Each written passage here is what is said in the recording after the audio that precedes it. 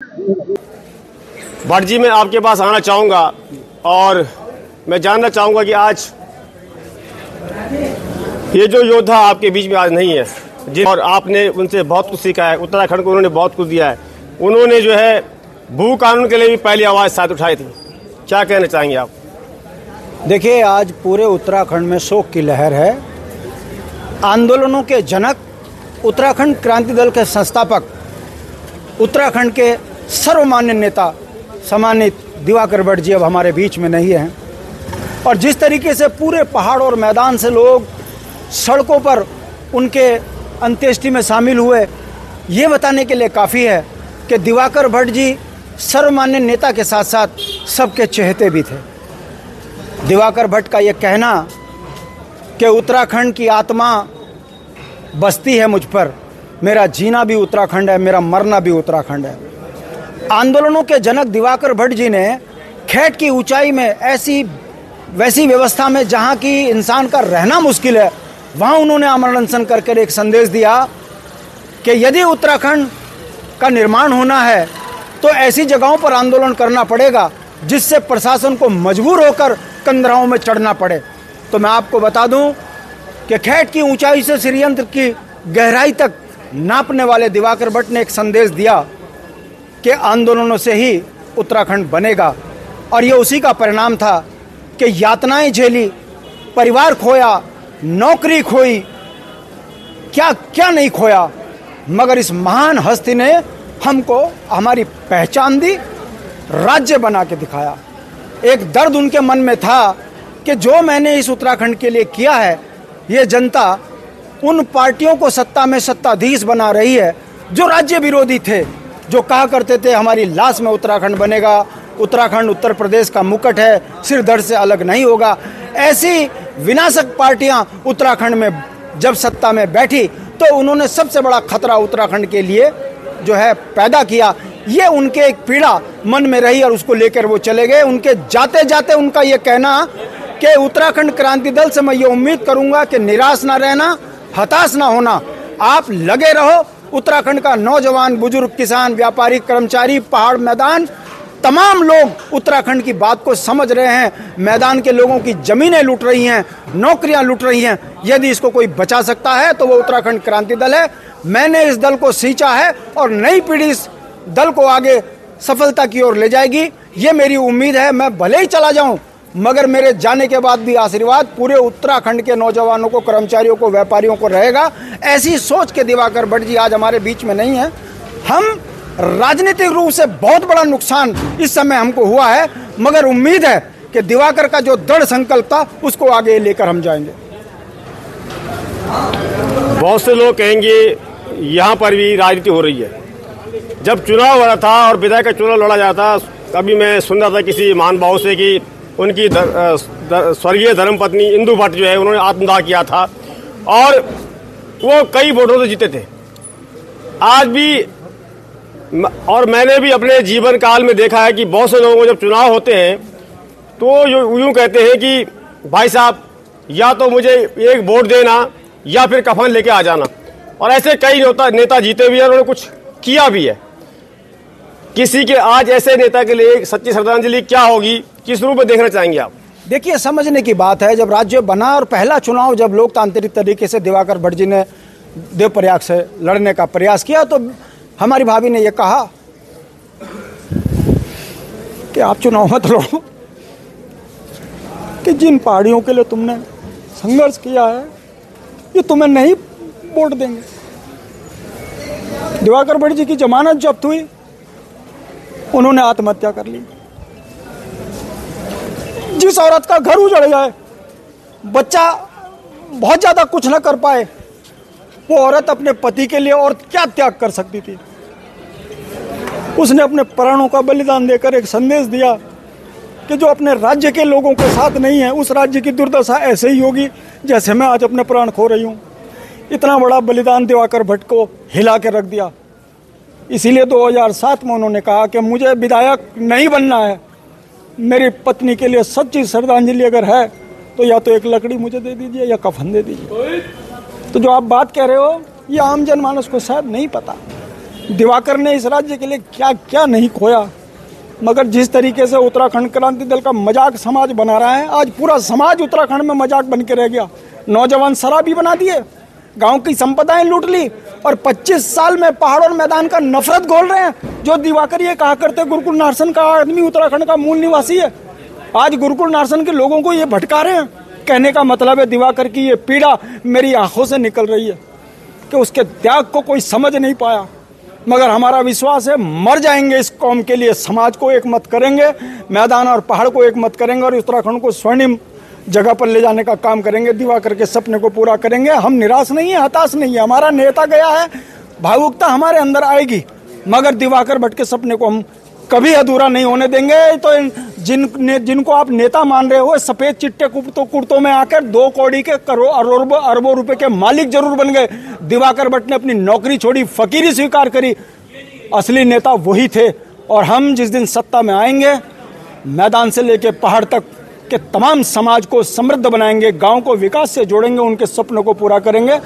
हाँ, जरूर ये है कि उत्तराखंड में आज बहुत निराशा का अवसाद में उत्तराखंडी है। इस बात को लेकर के हमारा नेता हमारे बीच से चला गया, मगर जब उनकी पैदल यात्रा 10 से 15 किलोमीटर उनके घर से चली, मैं 70 साल का 75 साल का बुजुर्ग पैदल चलते हुए देख रहा था, तो मुझे लगा कि अभी खत्म नहीं हुआ है, कई दिवाकर और खड़े होंगे और उत्तराखंड को सुरक्षित करेंगे। मैं चाहूंगा 2 मिनट आप मुझे और दें। दोस्तों, ये मत कह देना कोई कि मैं किसी पार्टी का समर्थन कर रहा हूं या विरोध कर रहा हूं। यूकेडी मतलब उत्तराखंड का दिल, यूकेडी मरी उत्तराखंड का दिल। और वास्तव में जिन चीजों के लिए राज्य मांगा गया था, क्या वो हमें मिला है? क्या वो हमें मिला है जिसके लिए हमें राज्य मांगा था? और अपने जो लोग जब कुछ करते हैं तो अपने ही मजाक उड़ाते हैं, यही भावना मैं आपके अंदर झलकते हुए देख रहा हूं। और आज मैं जहां जहां तक हमारी एक कैमरे की नजर दौड़ रही होगी, कुछ वीडियो से भी मैं आपको दिखाऊंगा। वास्तव में वो लंबी लाइन जिन्हें आज की डेट में हम कहते हैं फॉलोवर्स। दोस्तों, जीवन काल में सबसे बड़े फॉलोवर्स वो होते हैं जो आपके अंत्येष्टि में अंतिम समय तक जो है आप इस स्थान पे आते हैं जहां एक दिन सबको आना है। सबसे बड़ा धाम हमारा यही धाम है। तो मैं भी इसीलिए सिर्फ दिल्ली से आज यहाँ आया हूँ कि उत्तराखंड जब बन रहा था, हमें पता ही नहीं था कि उत्तराखंड बन रहा था, क्योंकि हम तो अपने सपने बुन रहे थे। तो इसलिए सोचा कि आज रात को जो नींद नहीं आई, उसलिए नहीं आई कि आज जाना है और अंत्येष्टि में शामिल होना है। आपका इस पर क्या कहना है? आप लोग भी अपनी प्रतिक्रिया जरूर दें। अंत में क्या कहना चाहेंगे भाई साहब? मैं सिर्फ ये कहना चाहूँगा, मैं जिस जगह खड़ा हूँ यहाँ सबको आना है। ये अंतिम यात्रा का स्थल है, इससे पवित्र जगह कुछ नहीं होती। मैं राजनीतिक व्यक्ति हूँ, राज्य आंदोलनकारी था, मगर मैं ये कहना चाहता हूँ कि ये दिवाकर भट्ट की सोच थी। बहुत गर्म तेवर के नेता थे, राज्य आंदोलन गांधीवादी था। और 94 में जिस तरीके से रामपुर कांड हुआ, खटीमा हुआ, मसूरी हुआ, देहरादून, रुड़की हुआ, वही दिवाकर भट्ट थे। उसने कहा कि सल्तनतें यदि शांतवादियों में गोलियों से पहाड़ियों को भूनेंगे तो इसके दुष्परिणाम भी हो सकते हैं। हम नहीं चाहते कि मानवता का ऊपर कोई हमला हो। वही दिवाकर थे जिन्होंने कहा कि उत्तराखंड की सुंदरता एकता में है, इसलिए उत्तराखंड आंदोलन हिंसक नहीं हुआ। मैं पूछना चाहता हूं, इन सल्तनतों ने हमें गोलियों से भूना, रामपुर में, खटीमा में। इन सल्तनतों ने हमारे जनरल को मारा, यह कहकर कि जनरल ने कहा कि शांतवाद में पहाड़ियों के ऊपर इस तरीके के हमले ना किए जाएं। उस महान दिवाकर की सोच को आपने उत्तराखंड में केवल मीडिया के माध्यम से कुचलने का प्रयास किया और आज यहां पर आंसू बहाने आए। वो जानते थे कि जो दिवाकर भट्ट की अंत्येष्टि में अपने चेहरे नहीं दिखाएंगे तो चुनाव हार जाएंगे, इसलिए लोग अपने यहां पर चेहरे दिखाने आए हैं। सच्चे अगर सपूत होते तो इस राज्य को 1 लाख करोड़ के कर्ज में न डुबाते, नौजवान बच्चों को रोजगार न छीनते, गुरुकुल नारसन के किसानों की जमीनों को न बिकवाते, उत्तराखंडियत के लिए खतरा न होते। उत्तराखंड में 1,35,00,000 जो बाहर के बस आए हैं, मैदान के लोग बेचारे जमीन विहीन हो गए, उनकी संपदाओं पे कब्जे हो रहे हैं। ये दर्द उत्तराखंड दिवाकर भट्ट का था। इसलिए मैं आपके सामने इसलिए बात को कह रहा हूं, ये आक्रोश दिवाकर भट्ट का जो था ये शांत नहीं होगा। आने वाले समय में एक एक चीज का हिसाब लेंगे। मैं फिर कह रहा हूं कि उत्तराखंड के इस गुलदस्ते में हर फूल की जरूरत है और दिवाकर भट्ट का सपना है तमाम उत्तराखंडी मिलकर अपने राज्य को बचाएं, वरना उत्तराखंड के लिए बहुत बड़ा खतरा होगा। सच्ची श्रद्धांजलि तभी होगी कि क्या मैदान, क्या पहाड़, क्या हिंदू, क्या मुस्लिम, हर वर्ग का व्यक्ति अपने राज्य से प्यार करे, अपने परिवार से प्यार करे, अपनी संपदाओं से प्यार करे और दिवाकर भट्ट के सपनों का उत्तराखंड बनाने में उत्तराखंड क्रांति दल का सहयोग करे। इसी आशा के साथ मैं आज इस जगह पर यह संकल्प के साथ कह रहा हूं, राष्ट्रीय पार्टियां कितना ही राजनीतिक दुष्प्रचार कर लें, मगर एक दिन ये उत्तराखंड के अंदर तकदीर और तस्वीर बदलने वाली पार्टी जरूर सत्ता में बैठ सत्ताधीश होगी और जिस दिन होगी एक एक चीज का हिसाब लिया जाएगा। आइए थोड़ा आगे बढ़ता हूं और याद दिलाना चाहता हूं उन नेताओं को, उन भ्रष्टाचारियों को, उन दगाबाजों को, उन घोटालेबाजों को कि एक दिन आपको भी, भाई साहब थोड़ा साइड दो, एक दिन आपको भी जो है ऐसे ही किसी न किसी घाट पे आना है और आपको भी जो है जिस प्रकार आप देख रहे हैं कि यहाँ पर दिवाकर भट्ट जी की दिवंगत आत्मा आज जो है विलीन हो गई है इस अग्नि में, एक दिन सभी को यहाँ जलना। इसलिए आप लोग जो है जितने भी हमारे उत्तराखंड के नेता हैं, आप ये क्यों भूल जाते हैं कि एक दिन हमको भी इसी घाट पे आना है और ऐसे ही चलना है, तो हमें उत्तराखंड के लिए कुछ करना है।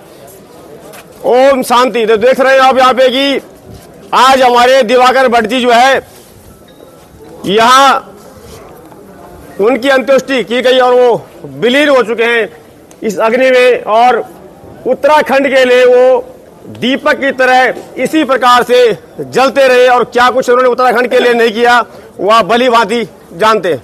ऐसी शख्सियत जिसने राज्य के लिए, जिसको पहाड़ से प्रेम था, जिसने राज्य के संकल्प पाठ को बनाने के लिए परित्याग किया, जिन्होंने राजनीति में भी अपनी रणनीति से पूरे विपक्षियों को झकझोर कर रखा और बहुत बड़ी लड़ाइयाँ लड़ी। खैट पर्वत की लड़ाई थी, सीरियन टापू की लड़ाई थी, पूरे उत्तराखंड आंदोलन का था, उत्तराखंड संयुक्त संघर्ष समिति के अध्यक्ष संयोजक भी रहे और मुझे स्मरण आता है कि दिवाकर भट्ट जी का जो जिस तरीके का आविर्भाव था, जब उसे सही रूप नहीं मिला तो उनकी धर्मपत्नी ने आत्मदाह किया था और आप सोचिए कि मतलब कितनी बड़ी पीड़ा रही होगी कि संघर्ष का एक फील्ड मार्शल जिसे जनता कह रही है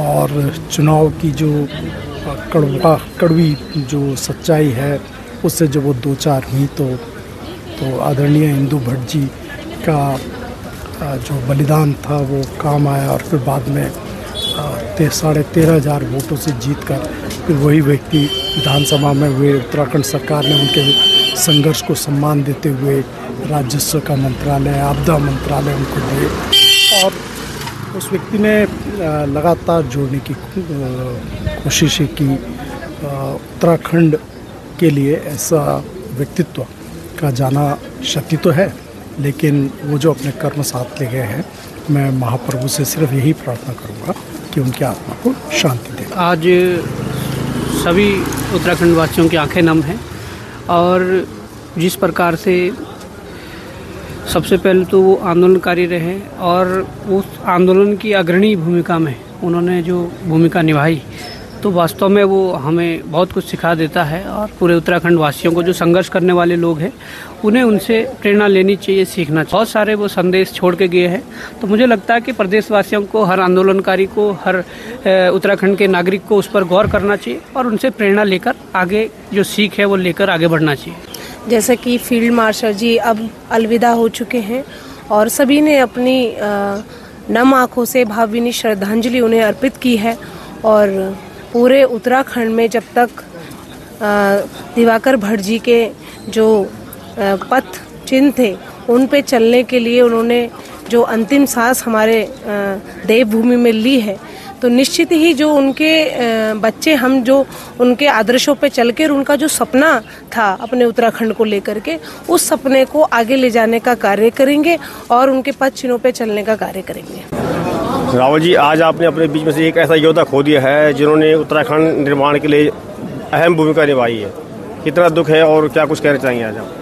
कोई शब्द ही नहीं है भाई साहब, मुँह पे आ रहा है कि हम लोग किस उसका प्रयोग करें, किस रूप में उनको श्रद्धांजलि दें, क्योंकि ऐसा जांबाज योद्धा न कभी दोबारा पैदा होने वाला है। आंदोलनकारी, क्रांतिकारी बहुत रहे। हमने देश की आज़ादी की में भी जो है विभिन्न योद्धाओं के बारे में सुना है, जैसे हमारे भगत सिंह जी हो गए, राजगुरु हो गए, सुखदेव हो गए, क्रांतिकारी जो हैं चंद्रशेखर आज़ाद जी हुए, लेकिन वो हमने सुना है। लेकिन दिवाकर भट्ट जी को हमने साक्षात देखा है, उनके उस विकराल रूप को अलग राज्य प्राप्ति के लिए क्या क्या नहीं उन्होंने किया, कौन कौन ऐसी भयंकर भयंकर वाली रणनीतियाँ जो वो बनाते थे, कोई सोच भी नहीं सकता था।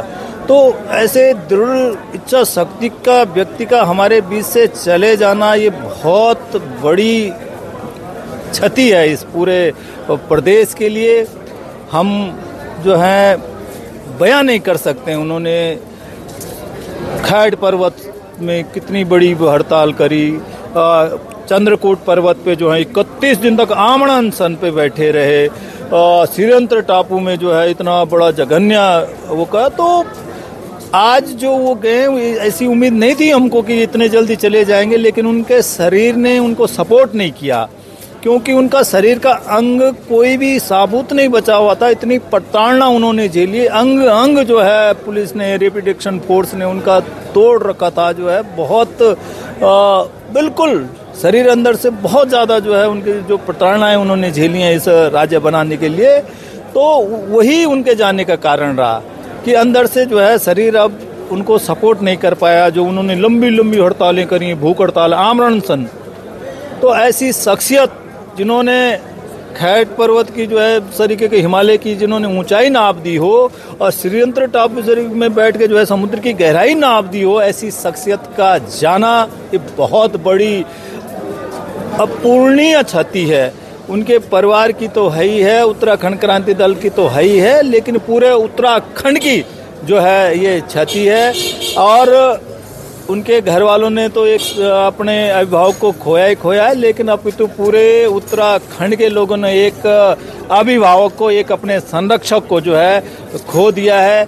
हम उनको भावभीनी श्रद्धांजलि देते हैं और भगवान श्री हरि से यही प्रार्थना करते हैं कि वो उनको अपने श्री चरणों में जो है स्थान दें और उनके घर वालों को इस दुख की घड़ी को सहने की जो है क्षमता और ताकत प्रदान करें। और एक वादा हम लोग सब करते हैं कि उन्होंने जिस राज्य की कल्पना करी थी, जो उनका ध्येय था कि उस